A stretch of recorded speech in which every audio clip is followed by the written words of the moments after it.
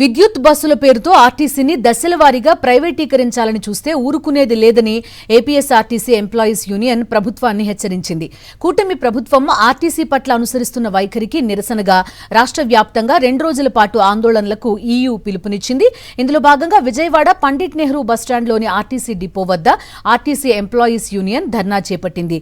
విద్యుత్ బస్సులను తెచ్చి డిపోలను ఖాళీ చేయించి ప్రైవేటు వ్యక్తులకు బస్సులు అప్పగించాలని ప్రభుత్వం చూస్తోందని, ఈ నిర్ణయాన్ని తక్షణమే ఉపసంహరించుకోవాలని డిమాండ్ చేశారు. అలాగే స్త్రీ శక్తి పథకం వచ్చిన తర్వాత ఉద్యోగులపై పని ఒత్తిడి మరింత పెరిగిన నేపథ్యంలో తక్షణమే ఖాళీలు భర్తీ చేయాలని కోరారు.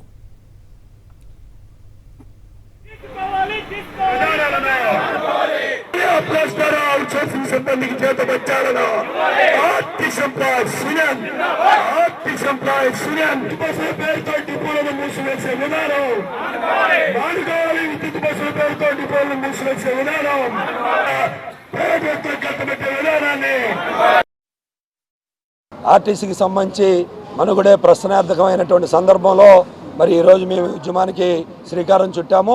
ఏపీఎస్ఆర్టీసీ దశాబ్దాలుగా ఇటు ప్రయాణికులకి ప్రజలకి మరి దగ్గరగా ఉండి అత్యంత దగ్గర ప్రయాణం చేస్తున్నటువంటి సందర్భంలో మరి ఈ ఆర్టీసీని ప్రైవేటం చేయాలనేటువంటి ఆలోచన స్పష్టంగా కనపడుతుంది.